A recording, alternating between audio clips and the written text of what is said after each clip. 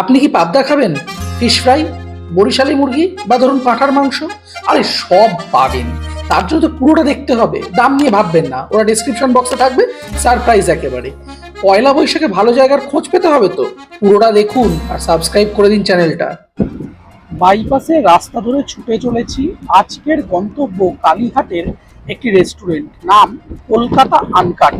আজকে পয়লা বৈশাখ উপলক্ষে ওনাদের একটা বাফেট মেনু লঞ্চ হচ্ছে, ফলে সেখান থেকে আমন্ত্রণ জানানো হয়েছে। গন্তব্য যখন কালীঘাট, তখন মায়ের নাম করে বেরিয়ে পড়া যাক আর দেখা যাক কি কি আইটেম ওনাদের লিস্টে আছে পয়লা বৈশাখের মেনু উপলক্ষে। 1433 প্রায় এসে গেছে, আর এই সময় যদি বাঙালি খাবার না দেখানো হয় তাহলে খুব পাপ হবে, সেটা থালি হোক বা বুফে। এখন এই মুহূর্তে আমি আছি এই কলকাতা আনকাট নামক এই রেস্টুরেন্টটির কাছে, লেক রোডের কাছে। ডিটেলস অ্যাড্রেস আমি ডেসক্রিপশন বক্সে দিয়ে দেবো। এনাদের আমন্ত্রণে আজকে আমি এসেছি এনাদের বুফে কভার করতে। খুব অ্যাফোর্ডেবল প্রাইসে এনাদের বুফে কি কি মেনু আছে তা আপনাদের সঙ্গে শেয়ার করে নেব। চলে আসুন, ভালো একটা ভিডিও হচ্ছে। আর যারা আমাকে চেনেন না তাদের বলে রাখি, আমি সন্দীপ, আপনারা দেখছেন বেদুইন ফুডি। চলে আসুন। কলকাতা আনকাট এই সংস্থাটির নাম আপনারা বর্তমানে বহুবার শুনেছেন। এনারা কিছুদিন আগে পেট ভরে পাঁঠা নামে একটা অফার চালাচ্ছিলেন। এবারে এনারা একটা Poila Boishakh special buffet menu launch করেছে। দামটা আমার বেশ সাধ্যের মধ্যেই মনে হয়েছে। রেস্টুরেন্টের মধ্যে বেশ একটা ছিমছাম ব্যাপার আছে, যেটা আমার ব্যক্তিগতভাবে ভালো লেগেছে। দেওয়ালে বিভিন্ন মিনিমালিস্টিক আর্ট, সবচাইতে নজর যেটা কেড়েছে সেটা হলো দেওয়াল জুড়ে মা দুর্গার আর্ট ওয়ার্ক। যিনি এগুলো করেছেন সেই শিল্পীকে কুর্নিশ জানাই। এবার খাবারে আসা যাক। বুফের দাম 599 টাকা। এখানে আপনারা পাবেন একটা গন্ধরাজ ঘোল, যেটা ওয়েলকাম ড্রিঙ্ক। এরপর থাকবে স্টার্টারে ফিশ ফ্রাই, তারপর দক্ষিণ ভারতীয় স্টার্টার চিকেন 65, যেটা আপনারা সকলেই জানেন 1965 সালে চেন্নাইয়ে বুহারি হোটেলে এম বুহারি জিনিসটা তৈরি করেন। এরপর ছিল রাধাবল্লভী ছোলার ডাল, সাদা ভাত, মুগের ডাল, পটল ভাজা, সর্ষে পাবদা, বরিশালী মুরগি, বাসন্তী পোলাও, মাটন কষা, আর ডেজার্টে আমের চাটনি, পায়েস আর গোলাপ জামুন। তাহলে লোভ সামলাতে পারছেন না তো? চলুন বসে পড়ি। স্টার্টারে জুনিয়র ফিশ ফ্রাই, এইরকম ছোট সাইজের বেশ ভালো ফিশ ফ্রাই আছে। জুনিয়র ফিশ ফ্রাইয়ের পরে আছে এরকম চিকেন 65, বেশ ভালো কারি পাতা ধনে পাতা দিয়ে বানানো, দেখতে বেশ টেম্পটিং। রাধা পল্লবীর সাথে আছে এরকম ছোলার ডাল, বেশ নারকেল দিয়ে ছোলার ডাল। ওয়েলকাম ড্রিঙ্ক হিসাবে গন্ধরাজ ঘোল এসেছে, তো সেটা এই রকম একটা গ্লাসে দেওয়া হয়েছে এবং এরকম একটা গন্ধরাজ লেবুর স্লাইস এর মধ্যে লাগানো আছে। এই রকম কনসিস্টেন্সি ঘোলের, খেয়ে দেখা যাক। গন্ধরাজ ঘোল রিফ্রেশিং একটা ব্যাপার, মাথা গরম থাকলে মাথা ঠান্ডা হওয়ার সব থেকে ভালো জিনিস এটা। চড়া রোদ থেকে ঘুরে এসে গন্ধরাজ ঘোল যদি আপনি পান, বেশ ভালো লাগবে। কিন্তু এখানে আমার কেন জানি না মনে হলো গন্ধরাজ লেবুর ফ্লেভারটা একটু কম, বাট ওভারঅল অ্যাজ আ ঘোল জিনিসটা ঠিক আছে। গন্ধরাজ লেবুর জেস্ট বা গন্ধরাজ লেবুর ফ্লেভারটা আর একটু বেশি হলে আমার ব্যক্তিগতভাবে মনে হয়। যে জিনিসটা যেমন সেই জিনিসটাকে সেই রকম বলাটাই কিন্তু আসলে ফুড রিভিউ। ফলে আমরা যেটাই খাই সেটার একটা অনেস্ট ওপিনিয়ন দেওয়া, অনেস্ট মতামত দেওয়া, সেটা কিন্তু কাজ। এই রকম জুনিয়র ফিশ ফ্রাই আছে, এই রকম জিনিসটা একদম গরম ছিল, কিন্তু সেই জিনিসটা অনেকক্ষণ রেখে দেওয়ার ফলে, মানে শ্যুট পারপাসে ছবি টবি তুলতে, বিভিন্ন রকম ভিডিও করতে একটু সময় গেছে। ওনারা বললেন এটা বাসা মাছ দিয়ে করা। খেয়ে দেখা যাক বিষয়টা কিরকম।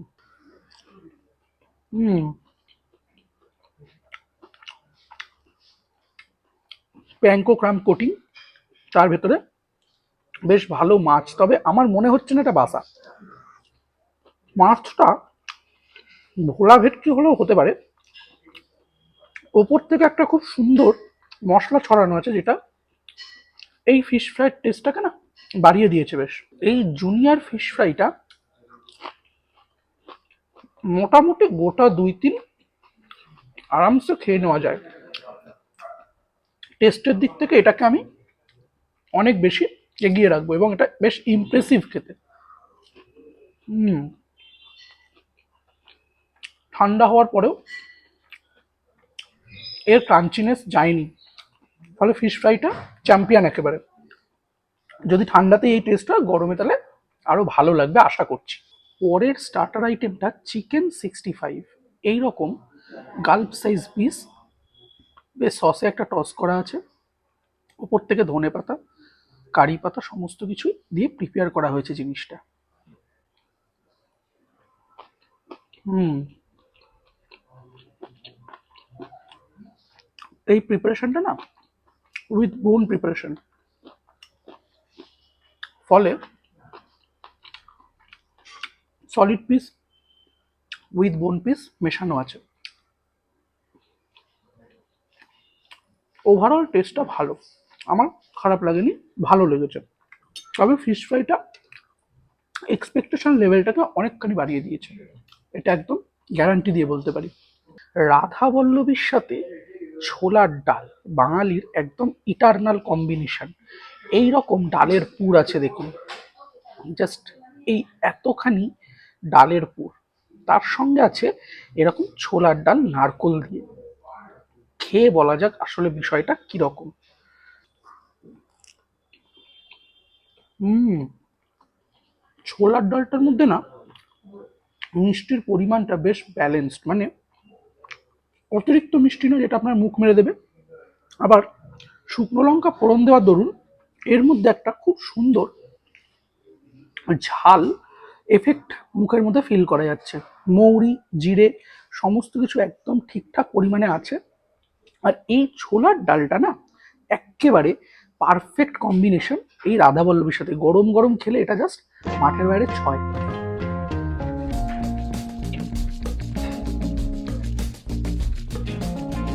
মেন কোর্সে আমি ডাল আর পটল ভাজাটা বেশ সুন্দর করে ইগনোর মেরে দিলাম, ওগুলো খেতে আসেনি। বেশ ঈর্ষণীয় সাইজের পাবদা ছিল, একেবারে গা মাখা মাখা ব্যাপার স্যাপার। আর তারপর ছিল বরিশালি মুরগি, বাংলাদেশি বলে দূরে ঠেলে দেবেন না কিন্তু।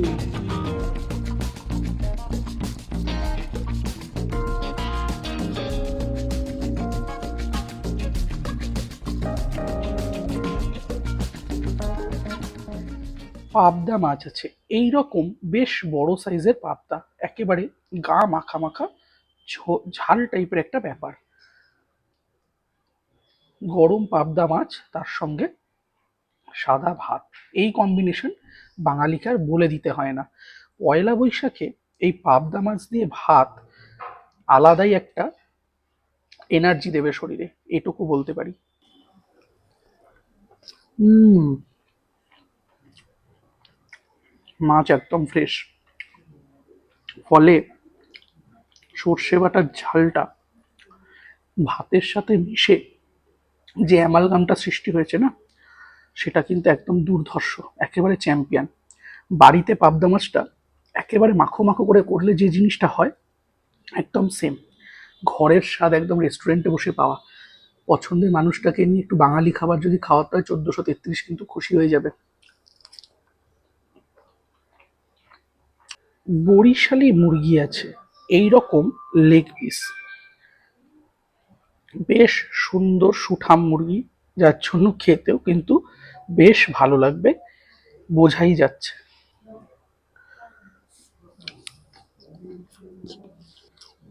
বরিশালি মুরগিটা না বেশ হালকা, মানে চিকেনের পাতলা ঝোল খান বাড়িতে, খানিকটা ওই ধাঁচের মশলাগুলোর তারতম্য আছে। হুম।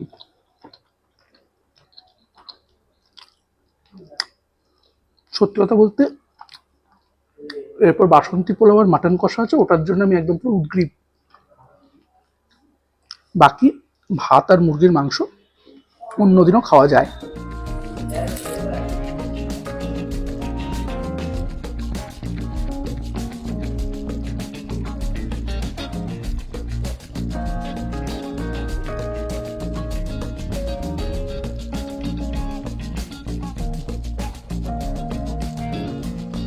বাসন্তী পোলাও আছে।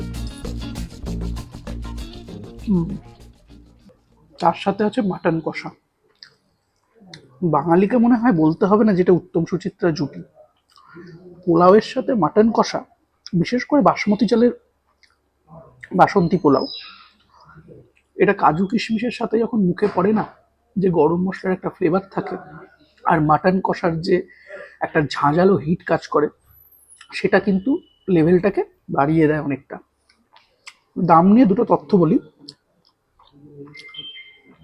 দামের ডিটেলসটা আমি ডেসক্রিপশন বক্সে দিয়ে দেবো, কিন্তু এই টাকায় unlimited mutton with pulao, fish fry, সব কিছু মিলিয়ে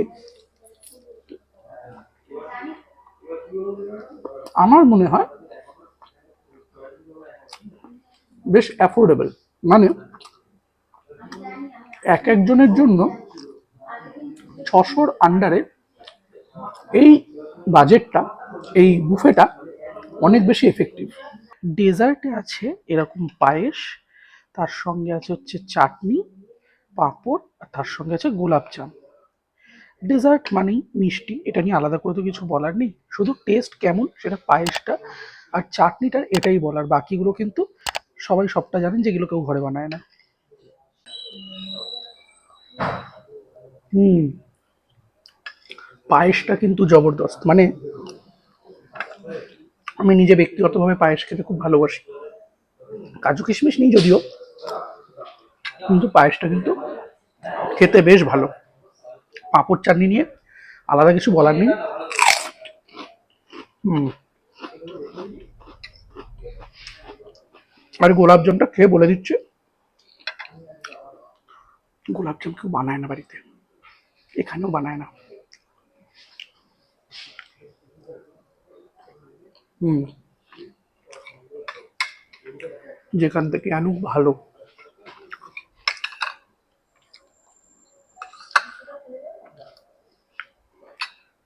ডেজার্ট শেষ, বাকি সমস্ত কথা বাইরে গিয়ে। দেখুন, আমন্ত্রিত বলেই যে সব কিছুকে নিয়ে বড্ড আহামরি করে বলবো তেমনটা নয়। অ্যাজ আ ফুড রিভিউয়ার বা অ্যাজ আ ফুড ব্লগার, ভালো এবং খারাপ দুটো বলাই কিন্তু আমার কাজ। যেমন গন্ধরাজ ঘোলটা আরও একটু ভালো হতে পারতো, মাটনটায় হয়তো চর্বির পরিমাণ বেশি, যার জন্য ঠান্ডার জন্য এসি চলছে সবসময়, খাবারটা একটু জমে গেছে। কিন্তু আশা করি পয়লা বৈশাখের সময় হিটার অন থাকবে বা এই ইন্ডাকশনটা অন থাকবে, যার জন্য খাবারটা গরম থাকবে এবং কোনো রকম কোনো সমস্যা হবে না। মাটনের পিস ভালো, মাটনের কাট কিন্তু খুব ভালো, টেস্ট খুব ভালো, আমি কিন্তু সেগুলো নিয়ে কোনো কমপ্লেন করছি না। খাবারটা কিন্তু অ্যাজ ইটসেলফ খুব ভালো। বাকি সমস্ত খাবারের মধ্যে যদি চিকেন 65টা বোনলেস করা যেত তাহলে আরও ভালো হতো। এটা ঠিক যে এই বাজেটে মাটন, পাবদা, চিকেন সমস্ত কিছু দিয়ে আনাটা কিন্তু একটা বেশ একটি, কিন্তু যারা আসবে, যে অডিয়েন্স আসবে খেতে বা যারা খেতে আসবে, তারা কিন্তু টাকাটা দিয়ে খাচ্ছে, ফলে তাদের কিন্তু এই জায়গাগুলোতে স্বাচ্ছন্দ্য বোধটা কিন্তু খুব দরকারি। এবং সব থেকে যেটা বড় কথা সেটা হচ্ছে স্টাফ বিহেভিয়ার বা স্টাফ ম্যানেজমেন্ট, সেটা কিন্তু খুব দরকার। আমার ওভারঅল এই বুফেটাকে আমি 10-এর মধ্যে 7.5 দিতে পারি। থ্যাংক ইউ, পরে একটা ভালো ভিডিওতে দেখা হচ্ছে। আপাতত টাটা। দুর্দান্ত গতিতে বৃষ্টি পড়ছে, কাজ শেষ করে বাড়ি ফিরছিলাম, ভাবলাম ভিডিওটা ওখানেই শেষ করে দিই, কিন্তু এই বৃষ্টিটা আপনাদের না দেখিয়ে পারলাম না। এত সুন্দর বৃষ্টি হচ্ছে, কি বলবো। গাড়ির ভেতর থেকে এই বৃষ্টিটা দেখা যতটাই আনন্দদায়ক, বাইরে যারা কাজের জন্য নিত্যযাত্রী তাদের জন্য ঠিক ততটাই বেদনার। আপনারা বাইরে থাকলে সাবধানে থাকুন, যতটা পারবেন নিরাপদ আশ্রয়ে থাকুন। আমি আমার ভিডিওটা শেষ করেছি অনেকক্ষণ আগেই, কিন্তু এই ফুটেজটা হয়তো এক্সট্রা ফুটেজ হিসাবে আমি অ্যাড করে দেবো। চ্যানেলটা ভালো লাগলে একটা সাবস্ক্রাইব করবেন এবং সঙ্গে থাকবেন, আরও উৎসাহ পাবো তাহলে ভিডিও করার।